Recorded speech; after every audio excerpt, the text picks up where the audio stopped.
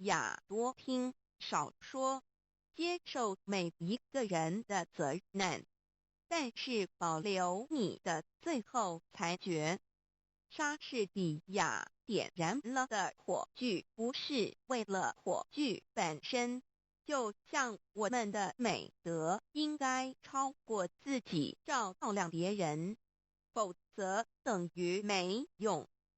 莎士比亚友谊在别的事情上都是可靠的，在恋爱的事情上却不能信托，所以恋人们都是用他自己的唇舌，谁生着，让他自己去传达情愫吧，总不要请别人代劳。因为美貌是一个女巫，在她的魔力之下，忠诚是会在热情里溶解的。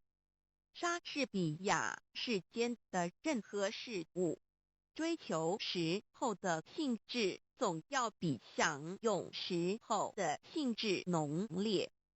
一艘新下水的船只扬帆出港的当儿，多么像一个娇养的少年，给那轻狂的风儿爱抚搂抱。可是等到他回来的时候，船身已遭风日的侵蚀，船帆也变成了百结的破捺。